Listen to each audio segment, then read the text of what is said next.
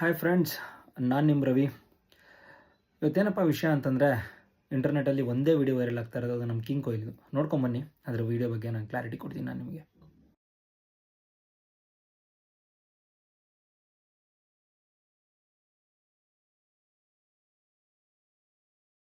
ನೋಡಿದ್ರಲ್ಲ ನೀವು, ಏನಾಗಿದೆ ಅಂತಂದರೆ, ಮುಷೀರ್ ಖಾನ್ ಬ್ಯಾಟಿಂಗ್ ಆಡಬೇಕಾದ್ರೆ ವಿರಾಟ್ ಕೊಹ್ಲಿ ಅವ್ರು ಏನು ಮಾಡಿದ್ದಾರೆ, ಜಸ್ಟ್ ಹಿಂಗೆ ಅಂದ್ಬಿಟ್ಟು ಹಿಂಗೆ ಅಂದಿದ್ದಾರೆ. ಇಷ್ಟೇ ಆ್ಯಕ್ಷನ್ ಮಾಡಿರೋದು ಆ ವಿಡಿಯೋದಲ್ಲಿರೋದು ಅಷ್ಟೇ. ಅದನ್ನು ಟ್ರೋಲರ್ಸ್ ಏನು ಮಾಡಿದ್ದಾರೆ ಅಂತಂದರೆ, ವಿರಾಟ್ ಕೊಹ್ಲಿ ಅವ್ರು ಆ್ಯಟಿಟ್ಯೂಡ್ ತೋರಿಸ್ತಾ ಇದ್ದಾರೆ, ರೇಗಿಸ್ತಾ ಇದ್ದಾರೆ ವಾಟರ್ ಬಾಯ್ ಅಂತ ಮುಷೀರ್ ಖಾನ್ಗೆ. ನೋ ಬಾಸ್, ಏನಾಗಿದೆ ಮ್ಯಾಟ್ರು ಅಂತಂದರೆ, ಲಾಂಗ್ ಆನರ್ ಫೀಲ್ಡಿಂಗ್ ಮಾಡಬೇಕಾದ್ರೆ ಮುಷೀರ್ ಖಾನ್ ಅವರು ವಾಟರ್ ಬಾಯ್ ಆಗಿರ್ತಾರೆ. ಒಂದು 2-3 ಬ್ಯಾಟ್ಸ್ಮನ್ಗೆ ಕ್ರೀಸಲ್ಲಿರೋರಿಗೆ ಬಂದು ವಾಟ್ರ್ ಕೊಟ್ಟಿದ್ದಾರೆ, ಓಕೆನಾ.